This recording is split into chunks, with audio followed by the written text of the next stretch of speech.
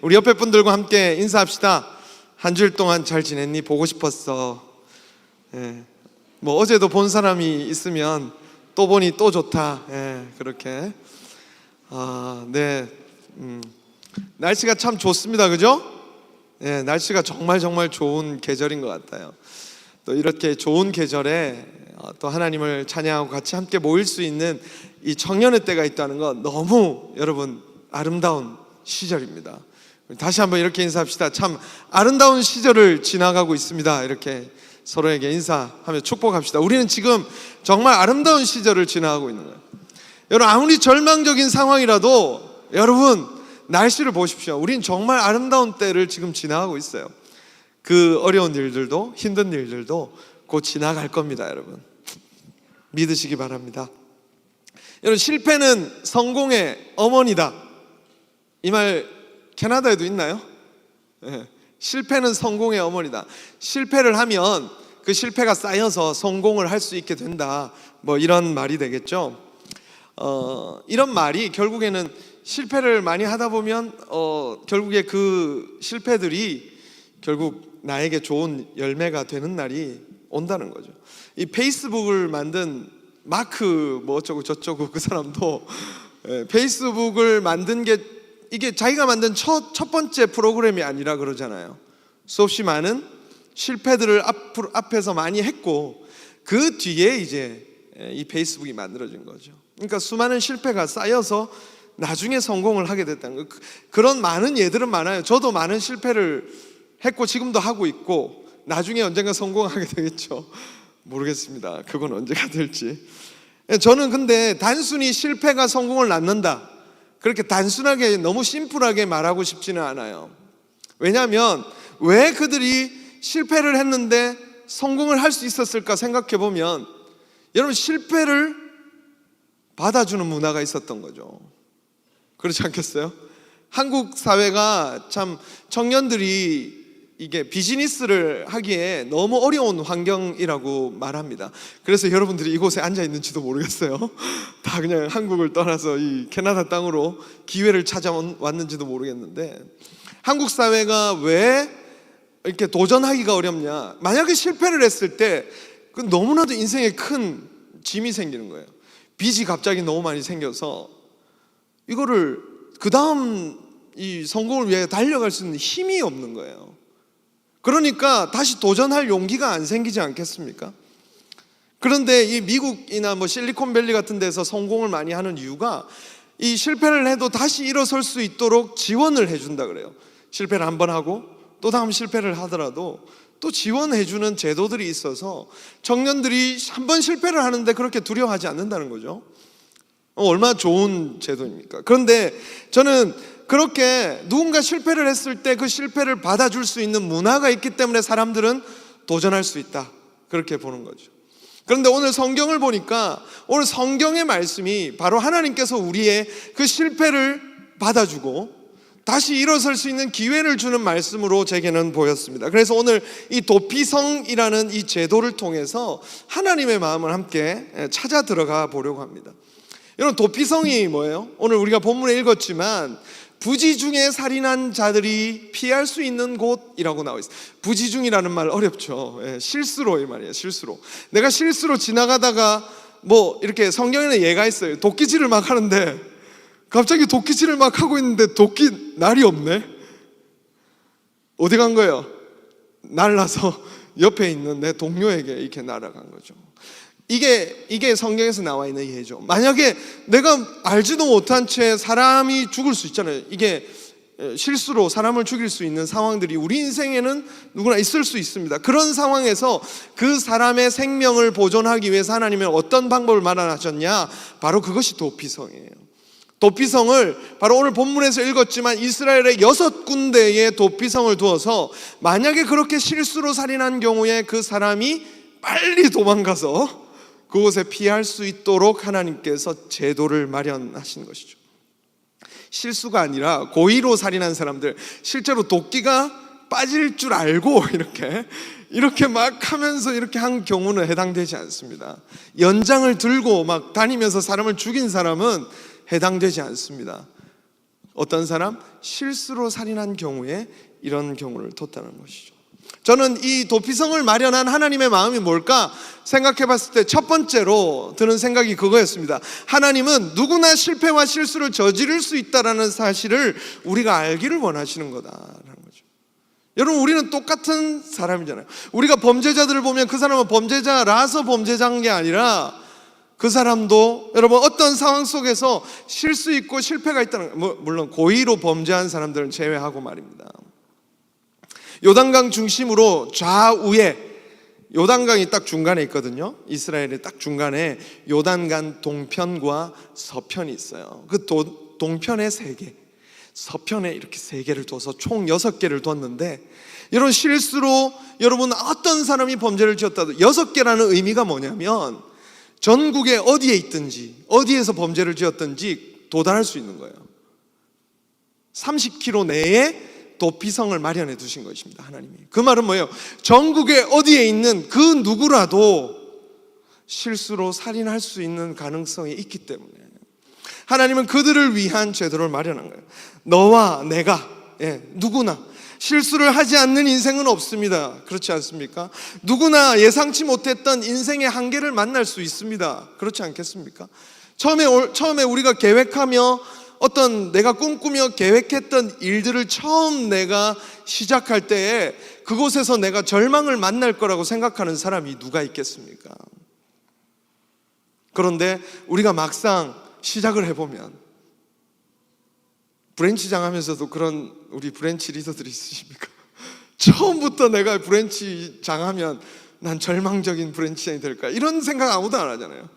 근데 막상 도전해서 해보다 보니까 이게 만만치 않고 거기서 일어나는 여러 가지 일들이 우리 속에 있다는 거죠.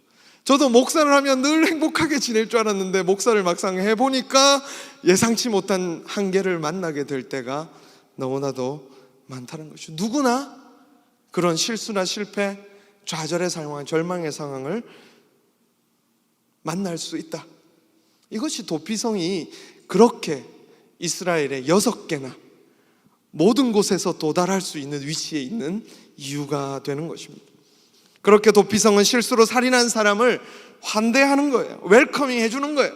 그리고 보호도 해주고 살 곳을 심지어 마련해 줍니다. 그 사람은 더 이상 그곳에서 못 나가거든요. 그곳에서 이제 계속 살면서 이제 죄의 사함을 받기까지 그곳에 머물게 되는 것입니다. 누구나 이 시대를 살아가면서 여러분 약함이라는 거 있잖아요. 여러분도 약함이 있죠? 다 강해요? 강함만 있어요? 약함이 있잖아요. 저도 약함이 있거든요. 약함은 드러내면 안 된다라고 배우는 거예요. 이 시대 속에서 약함을 드러내는 순간, 야, 너 약한 모습 보이지 마, 사람들이 너 깔본다, 이렇게, 이게 바로 이 시대의 문화 아니겠습니까? 그런데 그 약함을 오히려 최대한 숨기고 실수와 실패는 최대한 숨겨야 되는 것이 바로 이 시대 속에서 우리가 살아가야 되는 삶의 방식이라고 얘기하거든요. 그런데 실제로 따지고 보면 그 누구도 완벽할 수는 없어요.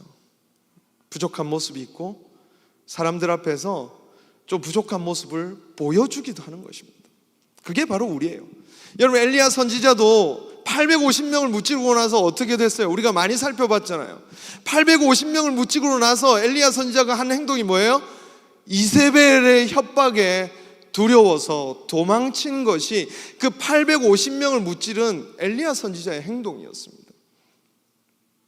그렇게 위풍당당하게, 그렇게 강력한 힘으로 그렇게 살았던 그 엘리야가 이세벨이라는 여인의 한마디에 마음이 휘리릭 무너져가지고 죽게 해달라고, 나를 죽게 해달라고 숨어버린 그 모습. 여러분, 베드로가 이렇게 고백하잖아요. 예수님, 나는 다른 제자들이 모두 예수님을 배반할지라도 나는 예수님을 따라가겠습니다, 이렇게 고백하거든요. 그런데 나중에 예수님이 십자가에 실제로 이제 못 박히게 되시자 베드로가 한 행동은 3번 부인한 것이 베드로의 모습이고, 저는 둘 다가 베드로라고 생각해요. 멋진 모습을 보여준 것만이 베드로가 아니라 멋진 모습을 보여준 것도 베드로고, 정말 약한 모습을 보이고 정말 비참하게 비열한 모습, 정말 이 못된 그 마음가짐을 가지고 있는 그 모습까지도 베드로예요. 제가 여러분 앞에 정말 좋은 목사인 것처럼 이렇게 보이죠? 보이나요, 여러분? 그러나 제가 혼자 있는 그 집안에서 제가 홀로 너무 지치고 힘든 순간 제가 하나님, 저 이제 목사 그만하고 싶어요 할 때가 저도 있거든요. 제가 왜 목사를 계속 해야 되나요? 저도 행복하게 살고 목사하면 행복해요, 여러분. 근데 편안하게 살고 싶어요. 이런 고백을 할 때가 있거든요. 저는 그 모습이 제가 부끄러워서 못 일어났던 때도 있어요. 그런 제 모습, 나는 그러면 안 되는데, 나 이런 모습 보이면 안 되는데 해서 참 목사하기가 힘들었던 때도 있어요. 근데 어느 순간 하나님께서 깨닫게 해주신 건 뭐냐면, 그것도 너다, 그것도 너라는 거예요. 그렇게 위풍당당하게 말씀을 가지고 여러분 앞에 설교하는 모습도 저고요, 절망하고 좌절해서 여러분 한 사람의 표정 보고 내가 마음이 무너져가지고 나 목사 못하겠습니다 라고 하면서 그냥 혼자 지금 말고요, 지금 여기 교회 와서 그런 거 전혀 없어요, 여러분. 그 모습도 저라는 거예요. 그 모습까지도 받아들이기 시작했습니다. 우리는 바로 자신의 그런 모습을, 그 이중적이고 때때로는 너무 연약하고 부족한 모습까지도 긍정할 필요가 있어요. 받아들여야 돼요. 두 가지 모두 나임을 인식할 때부터 우리는 진짜 하나님의 은혜를 구하는 자리로 들어갈 수가 있다라는 것입니다. 이스라엘 백성들에게 하나님께서 도피성을 만들라고 한 이유는 바로 우리 모두가 그런 은혜를 입은 자들이기 때문이에요. 도피성이 필요한 자들이기 때문인 거죠. 우리 모두가, 이스라엘 백성 모두가 도피성이 필요한 사람들이에요. 이스라엘 백성들 특정한 사람들을 위해서 도피성을 만든 게 아니에요. 이스라엘 백성 모두를 위해서 도피성을 만든 거예요. 늘 반복적으로 범죄하고 연약하고 마음속에 생각하는 모든 것이 악한 죄인이지만 하나님께서는 그들을 불러서 영광스러운 하늘나라의 복을 누리게 하신 은혜가 그들에게 있기 때문에, 모두가 바로 그런 상황이 있기 때문에 우리는 다 자신이 연약한 자인 줄 알고 죄인인 줄을 아는 것이죠. 여러분 어떤 구원을 받았는지, 여러분이 어떤 은혜 위에 서 있는지, 그런 우리가 바로 나의 그런 연약한 모습들을 인식하고 이해하고 또 누구나 그럴 수 있다는 사실을 이해하는 것, 그것이 오늘 하나님께서 원하는 첫 번째 마음인 것 같습니다. 두 번째로 이 도피성을 만든 이유는 바로 주님은 우리를 위해 바로 피할 곳을 만들어 주신 거예요. 그렇게 연약하고 나약하고 정말 비참한 나의 현실을 만날 때 우리가 어떻게 해야 되는지를 가르쳐 주시려고 이 도피성을 만들려고 하죠. 여러분은 뭐예요? 여러분의 인생의 가장 비참한 순간 여러분은 어디로 피하십니까? 주님은 바로 이 도피성으로 피하라고 얘기하고 있는 것이죠. 분노에 가득 찬 사람들은 이 자신의 가족을 실수로 죽였는지 고의로 죽였는지 생각하지 않습니다. 그래서 이 실수로 사람을 죽인 사람을 원래는 그 가족들이 어떻게 하냐면 이 대신 죽이도록 되어 있어요. 율법이 그래요. 왜냐하면 이 사람을 죽이는 것이 가장 이스라엘에서는 중대한 범죄였거든요. 하나님의 형상인 사람을 죽이는 것이야말로 가장 심각한 범죄였기 때문에 하나님은 그 죽임당한 사람의 가족들이 바로 살인자들을 처벌하도록 율법에 만들어 놓은 것입니다.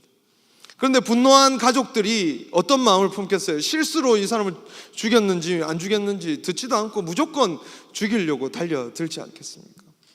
그것이 이 죄를 범하거나 또 연약한 마음 속에 빠져있는 사람들의 마음 속에는 오로지 두려움과 불안밖에 없는 거예요. 생각해 보십시오. 그 사람이 사람을 죽였을 때 어떤 마음이 들겠습니까? 우리 중에 사람을 죽이는 사람은 없지만 이 사람을 죽인 범죄를 말하는 것은 우리가 범할 수 있는 모든 죄의 범위를 사실 포함하는 거예요. 가장 최악의 경우가 사람을 죽인 거죠. 그렇죠? 이해되십니까? 우리가 실수로 사람을 죽이는 것이 최악의 경우고, 우리는 실수로 많은 일들 속에서 문제를 일으키기도 하고 어려움을 당하기도 하는 거예요. 그때 우리가 드는 불안감이 뭐예요? 사람들이 나를 싫어하고, 이제 나는 인생을 망해버렸고, 이제 난 더 이상 이곳에서 함께 살아갈 수 없는 존재가 되었다라는 절망감이 찾아오는 것이 당연한 거죠. 그때 그 사람을 향하여서 모두가 비난과 또 이렇게 싫어하는 마음과 심지어는 죽이고자 하는 마음까지 일어나는 것이 그 사회의 분위기면 안 된다라는 것을 주님께서 말해 주는 것이죠. 아저씨라는 드라마가 있어요. 나의 아저씨. 이 아저씨는 영화고 나의 아저씨라는 드라마가 있는데, 여러분 보신 적 있으세요? 저의 인생 드라마예요. 여러분도 한번 시간이 있으면 보시면 좋겠어요. 아이유가 나옵니다. 우리 형제들이 갑자기 눈이 반짝반짝 하면서 보려고 하는데, 그 아이유가 거기서는 이제 정당방위 알아요? 그러니까 사람을 죽였는데 이렇게 자기 할머니를 막 괴롭히고 죽이려고 하는 사람을 죽여버린 거예요. 그게 정당방위로 이렇게 풀려난 거죠. 이 정당방위라는 말이 어렵죠. 뭐라고 하면 되지? 영어로 한 명이 크게 외쳐봐. 정당방위. 아무튼 이렇게 어쩔 수 없이 죽여서 그 상황을 법정에서 이해해 준 거예요. 언더스탠드 해준 거예요. 그래가지고 그 살인이 무죄가 된 거죠. 그래서 이제 사회에 나와서 그 살인죄는 숨겨진 거예요. 법으로 숨겨준 거예요. 그런데 회사에서 그 여자를, 아이유를 이렇게 막 결국에는 들춰내서 이 여자가 결국에는 살인자였다라는 것을 모두 다 알게 만들어 버립니다. 그때 박동훈이라는 부장이 있었어요. 이선균인데요. 이선균이 이 아이유를 위해서 이렇게 회사에다가 얘기해요. 사회에서 법으로 그 한 사람이 다시 사회에 나와서 살 수 있도록 그것을 숨겨두도록 법으로 보장해 뒀는데, 당신들이 무슨 권리로 그것을 들춰내서 한 사람의 인생을 다시 살인자로 만드냐, 이렇게 말합니다. 그러면서 그 박동훈은 그 아이유를 덮어주고 이해해 주는 거예요. 우리가 누군가의 치명적인 잘못과 누군가의 치명적인 문제를 알게 될 때, 여러분은 우리는 어떤 태도를 보이고 있습니까? 여러분이 스스로 가지고 있는 그 문제를 깊이 인식하고 잘못되었다는 것을 깨달을 때, 여러분은 어떻게 여러분에 대해서 스스로에 대해서 이렇게 평가하기 시작합니까? 도피성은 바로 그런 인생들이 다시 살아갈 수 있도록 기회를 주는 것입니다. 여러분, 룻기는 한 가정이 얼마나 잘못된 선택으로 인해서 가정이 파탄에 이르게 되었는지를 보여주는 성경이에요. 룻기의 어머니가 나오미인데, 이 나오미와 그 가족들이 아주 먹을 것이 없게 되자 이 베들레헴을 떠나기로 하는 결정을 하게 됩니다.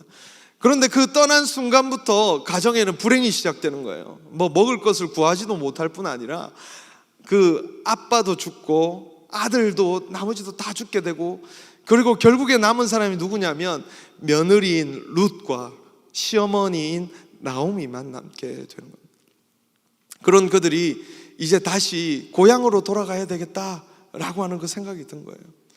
이제 더 이상 삶의 희망이 없는 거예요. 삶의 희망을 찾아서 다른 곳에 먹을 것을 찾아서 갔는데, 그곳에서 만나게 된 현실이 뭐예요? 실패와 절망이거든요. 결국 인생의 큰 실패를 경험하고 다시 돌아갔을 때 그곳에서 누구를 만납니까? 백마탄 왕자를 만나죠. 그 백마탄 왕자가 누구죠? 보아스라는 사람을 만납니다. 이 이스라엘에는 고엘이라는 제도가 있었어요. 여러분, 고엘이라는 제도 들어본 적 있으세요? 고엘이라는 제도는 그 비참한 가정에 먹고 살 힘이 없잖아요. 능력이 없잖아요. 그러니까 그 친척들 중에 한 명이 그 가정에 이제 기업 물을 자가 되어주는 거예요. 가디언 리디머라고 영어 성경에는 되어 있습니다. 그 리디머가 되어줘서 그 가정이 다시 경제적으로 생활할 수 있도록 도와주고, 또 이제 자손도 낳아서 길러줄 수 있도록 그 룻의 남편이 되어주는 거죠. 여러분, 이런 제도가 이해가 됩니까? 우리나라에서는 사실 이해할 수가 없는 제도죠. 근데 이스라엘에 여러분, 이 고엘이라는 제도, 이 기업 물음이라는 이 제도와 여러분 오늘 도피성이라는 이 제도를 보십시오.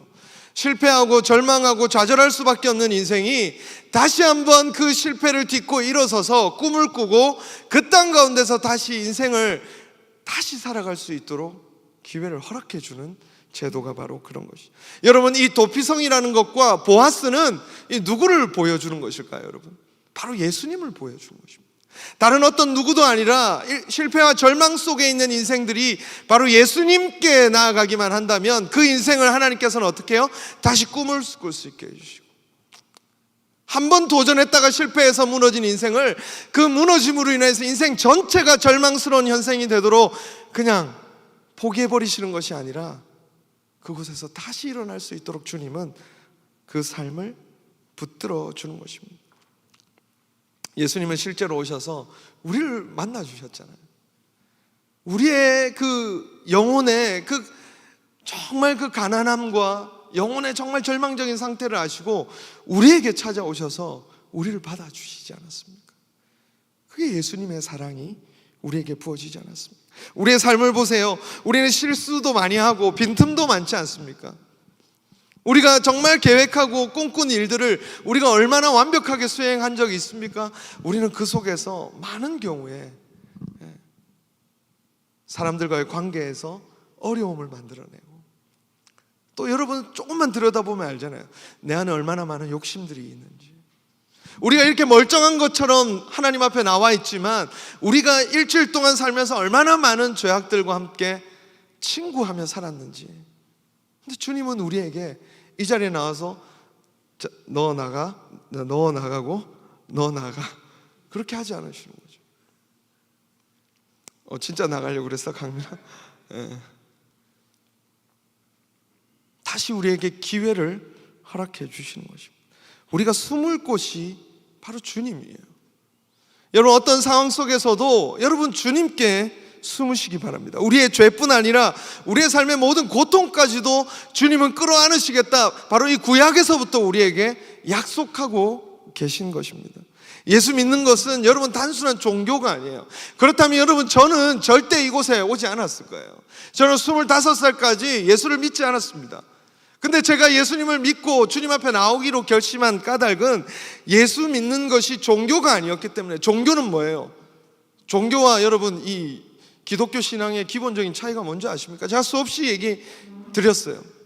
세상의 종교는 여전히 내 힘으로 무언가를 이루어내야 되는 종교예요. 신을 달래서 여러분 내가 그 신에게 원하는 것을 얻기 위해서 내가 신을 만족시켜서 그 신으로부터 무언가를 얻는 것이 종교예요. 그래서 무서운 것은 예수 믿으러 여기 와서도 여전히 그 일을 하는 사람들이 있습니다. 여전히 하나님을 달래서 내가 무언가를 얻어내려고 하는 사람들이 있어요. 그거는 종교 신앙이에요. 그게 율법주의 신앙이라는 거죠. 그러나 여러분, 우리는 한계와 절망으로부터 스스로를 구원할 수 없는 자들이에요. 그것이 절망적인 상황에 빠진 우리 인생의 모습이에요. 그것이 성경이 유일하게 우리에게 그것을 얘기해주고 있는 거예요. 세상의 모든 종교는 우리가 스스로 뭔가 신을 달랠 수 있고 신에 대해서 뭔가 얻어낼 수 있는 자질과 자격이 있다라고 얘기하고 있는 거예요. 그러나 기독교 신앙은 우리 예수 그리스도께서는 뭐라고 말씀하시냐면 죄 있는 자는 다 내게로 오라고 하고, 너희가 무엇을 할 것이 아니라 너희는 그것을 할 수 없기 때문에 내게로 오라고 하고 있는 거예요. 피하라고 말씀하고 있는 거예요. 너희가 그 짐을 지고 있는 그 무거운 짐을 내려두고 내게 오라고 말하고 있는 거예요. 우리는 끊임없이 우리가 짐을 지고 끊임없이 어떻게든 더 짊어져서 빈 공간이 있다면 더 많은 짐을 꾸겨놓고 우리는 그것을 지고 가려고 하고 있지 않습니까? 여러분, 어때요? 저는 이 시대 청년들을 보면 참 그게 안타까워요. 너무 많은 짐을 지고 막 스스로 잘난 인생, 좋은 인생이 되어보려고 세상은 끊임없이 여러분들에게 그걸 부추기거든요. 물론 저도 여러분과 같은 MZ세대입니다. MZ세대가 81년생부터라는 말이 있더라고요. 제가 그 말을 믿기로 했습니다. 제가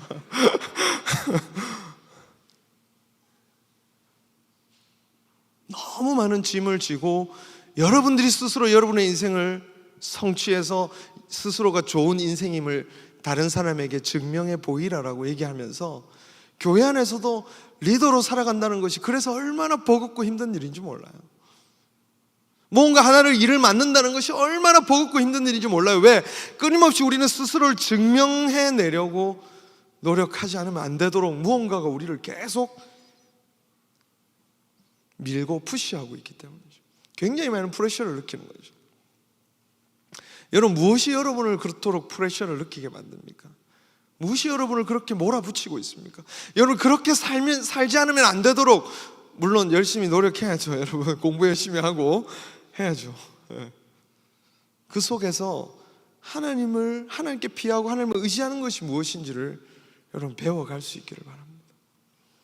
하나님이 우리의 삶을 인도해 가시고 우리를 피하라, 내게 오라 하신 그 의미가 무엇인지를 여러분 깨닫는 자리로 나아갈 수 있기를. 여러분, 미움이 일어날 때 주님께 피하시기 바랍니다. 슬픔이 일어날 때 주님께 피하시기 바랍니다. 심지어 살인하고 싶은 마음이 일어날 때도 주님께 피하시기 바라요. 주님은 방법을 알고 계세요. 여러분이 처한 그 모든 상황에 대해서 방법을 알고 계십니다. 그것만이 우리에게 살 길이에요. 주님은 절망적인 상태에서 우리를 구원하기 위해 오셨기 때문에 여러분이 처한 그 어떤 상황 속에서도 여러분의 문제를 해결하실 수 있는 방법이에요. 여러분, 이 도피성에 피하러 가는 사람이 어떻게 피해갔겠습니까? 여러분, 생각해 보셨습니까? 죽도록 뛰어가지 않았을까요? 그 도피성에 도달하기 위해서 죽도록 달려가지 않았을까요? 여러분, 주님 앞에 그렇게 피하고 있습니까? 히브리서 기자는 이렇게 얘기해요. 너희들이 죄에 대하여서 대항하되 피 흘리기까지 대항하지 아니한다. 여러분, 죄와 싸워보려고 여러분의 삶이 피 흘리기까지 그렇게 싸워보신 적이 있어요? 주님 앞에 나아가기 위해서 여러분 피 흘리기까지 나아가신 적이 있습니까? 오늘 도피성은 바로 그렇게 도피성으로 도망가야 되는 거예요. 아까 오늘 청소년부 수련회가 있어가지고 우리 많은 청년들이 청소년부 수련회 갔다 왔어요. 2박 3일 갔다 와서 지금 예배 드리고 있어요. 그래서 예배 드리는데 예배 시간에 좀 졸더라도 이해해 주십시오 이렇게 얘기하더라고요. 그래서 말도 안 되는 소리 하고 있네. 여러분, 제가 지난주에 뭐라고 얘기했죠? 진짜 쉼은 아무도 기억 안 나죠? 진짜 쉼은 여러분의 삶에서 하나님을 발견하는 것이 진짜 쉼이에요. 여행 가는 것도 아니고 맛있는 음식 먹는 것도 아니고 좋은 친구들 만나는 것도 아니에요. 물론 그 안에도 기쁨이 있습니다. 그러나 진짜 쉼은 여러분의 삶에서 하나님을 발견할 때 여러분이 지고 있는 그 모든 짐이 이렇게 와르르 무너져 내리는 거예요. 어쩌면 여러분이 너무 많은 짐을 지고 있다면 지금 여러분의 삶에서는 하나님이 없는 걸 수도 있어요. 내가 하나님을 아직 찾지 못한 것일 수도 있습니다. 하나님을 발견하십시오. 여러분의 삶을 이끌고 가실 그 하나님. 세 번째로, 그러면 그 도피성을 발견한 자들이 해야 될 일은 뭔가? 이제는 우리는 그 안에서 도피성을 누렸다면 이제 예수님은 누군가 피할 수 있는 공간을 이제 만들어 주라고 하십니다. 도피성이 뭐예요? 누군가가 피할 수 있는 공간이었잖아요. 그죠? 도피성에다가 이제 실패한 인생이 가서 쉴 수 있는 것이었으니까. 그래서 내가 살았으니까. 그러면 이제 내가 할 일은 뭔가? 이제 누군가가 그런 인생이 와서 쉴 수 있는 공간을 만들어 주는 거예요. 이 교회도 그렇고 또 우리의 삶도 그렇고. 피난처가 되기 위해서 제일 좋은 게 뭔가? 가장 필요한 것이 뭔가? 여호수아 20장 45절에 보면 도피성을 실제로 이제 만들게 됐어요. 이거는 민수기는 가나안 땅에 들어가기 직전이잖아요. 근데 여호수아서에서 이제 가나안 땅에 들어가서 도피성을 만들었어요. 그때 말씀이 뭔지 한번 읽어보겠습니다. 자, 여호수아서 20장 4절 5절 말씀 같이 읽어보겠습니다. 시작. 이 성읍들 중에 하나에 그 성읍의 장로들의 귀에 자기의 사건을 말할 것이요 그들은 그에 받아들여 한 곳을 주어 자기들 중에 거주하게 하고 피의 보복자가 그의 뒤를 따라온다 할지라도 그들은 살인자를 그의 손에 내어주지 말. 이는 본래 미워함이 없이 부지 중에 그의 이웃을 죽였음이라. 예. 어떻게 하라 그래요? 문 어귀에 서서, 문 앞에 서서 그 도피하는 사람이 이렇게 안녕. 누가 아기가 잠깐 와가지고 예. 뭐 하고 있었지? 도피하는 자가 오거든. 저렇게 아이가 이렇게 오거든. 이야기를 들어주라는 거예요. 너 왜 왔니? 너 어떻게 왔어? 살인을 한 자가 이 도피성에 왔을 때 문이 꽝 닫혀 있고 아무것도 할 수가 없다면 어떡하겠습니까? 그 사람은 진짜 힘들게 왔는데 문이 닫혀 있는 거야. 얼마나 절망적인 상황입니까? 그런데 그때 이 도피성의 앞에 나와 늘 누군가 대기하고 있어야 된단 말이죠. 24시간. 늘 누군가는 아마 교대로 그 시간을 지키고 있으면서 그 사람들의 이야기를 들어주는 거예요. 피난처가 되기 위해서 가장 중요한 태도는 바로 경청이라는 것입니다. 듣기라는 거예요. 공동체는 바로 다른 사람을 위한 공간을 만들어주고 그렇게 다른 사람의 이야기를 들을 때 바로 성장하고 성숙하는 것입니다. 바로 하나님께서 그렇게 공동체, 누군가 이미 은혜를 누린 사람들은 이제 다른 사람들의 이야기를 들을 수 있는 존재로 그곳에 서 있기를 바라는 것이죠. 여러분, 친한 사람들 많잖아요, 그죠? 왜 친해질까? 제가 교회를 오랫동안 다니면서 굉장히 고민을 많이 했어요. 왜 사람들은 끼리끼리 놀까? 제가 그게 너무 숙제였거든요. 제가 중학교 때까지 잠깐 교회를 나갔어요. 그때 교회를 나갔는데 그때 알던 친구들이 있잖아요. 제 위로 아래로. 그때 제 아내도 제가 중학교 때 알았습니다. 같은 교회 어렸을 때는 잠깐 봤기 때문에. 그리고 나서 제가 교회를 떠나서 25살에 교회를 돌아갔어요. 다시. 그렇죠. 예수를 믿고 이제 진짜 회심해서 다시 돌아갔는데 내가 중학교 때 알던 그 아래 위로 선배들이 그대로 자라가지고 25살에 끼리끼리 그대로 놀고 있더라고요. 그래서 제가 이제 회심을 하고 교회 돌아가서 한 일이 뭐겠습니까? 그들을 정죄했어요. 야, 너희들 그렇게 놀면 안 된다. 새로운 사람이 왔는데 계속 너희끼리 있으면 다 새로운 사람을 어떡하냐. 새로운 사람들, 여러분 새로 와본 사람들은 알 거예요. 이곳에 5분 있는 게 힘들어요. 여러분 그런 경험 있으시죠? 3분 있는 게 힘들어요. 아니 10초도 힘들어요. 10초도. 여러분 아마 그 감정을 보신 분들은 알 거예요. 어디 있어야 될지를 몰라요. 눈을 어디를 둬야 될지를 모를 만큼 힘들어요. 여러분 친한 사람이 1명, 2명, 3명, 5명 특권인 줄 아시기 바랍니다. 진짜 특권이에요. 여러분 특권을 가진 사람들이에요. 여기에 내가 아무런 그거 없이 이곳에 머물 수 있는 어떤 그런 거리낌이 없다.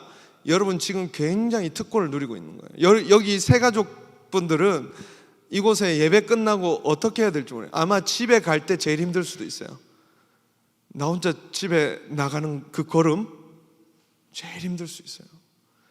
그걸 아는 사람들은 그에게 어쨌든 한번 대화를 청하고. 근데 우리도 여러분 입장이 있어요. 새가족분들도 잘 들으세요.